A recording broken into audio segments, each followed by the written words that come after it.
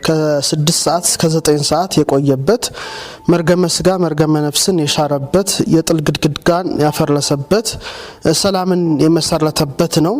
እንግዲህ ቅዱስ መስቀሉ የክብር ባለቤት ጌታችን ሳይሰቀልበት በፊት አስቀድሞ ነቢያት ስለ ነገረ መስቀሉ ይናገሩ ነበረ፣ በምሳሌም ያሳዩ ነበረ።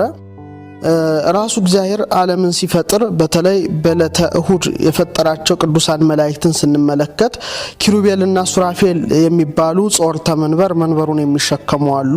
እነዚህ መላእክት 6 ክንፎች አላቸው። ኢሳይያስ በምዕራፍ 6 ላይ ገልጿቸዋል። በሁለት ክንፋቸው ፊታቸውን እንዲሸፍኑ፣ በሁለት ክንፋቸው እግራቸውን እንዲሸፍኑ፣ ሁለት ክንፋቸውን ወዲያና ወዲህ እንዲዘረጉ አድርጎ ነው የፈጠራቸውና ትዕምርተ መስቀል ይሰራሉ። ስለዚህ በክንፋቸው ጭምር የመስቀልን ነገር እንዳተመበት ነው እንግዲህ ቅዱሱ መጽሐፍ የሚያስተምረን። ይህ ብቻ ሳይሆን በሰማይም ሰልፍና ውጊያ ሆኖ ሚካኤልና መላእክቱ ሳጥናኤልን ዘንዶን በተፋለሙት ጊዜ የወደቀው የብርሃን መስቀል ሲያሳዩት እንደሆነ እንግዲህ የቤተክርስቲያን መጻሕፍት ይመሰክራሉ።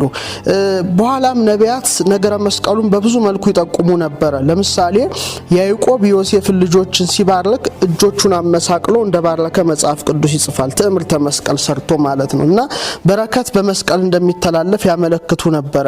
ከአማሌቅም ጋር እስራኤላውያን ፍልሚያ በሚያደርጉበት ጊዜ ሙሴ እጆቹን በመስቀል ምልክት ዘርግቶ አሮንና ሆር ደግፈውት እስራኤል በርትተው አማሌቅን ድል እንደነሱ ይጽፋል። ስለዚህ የመስቀሉ ኃያልነት፣ በመስቀሉ የሚገኘውን ሰላም፣ በመስቀሉ የሚገኘውን በረከት አስቀድመው ነቢያት ትንቢት ተናግረው ነበር።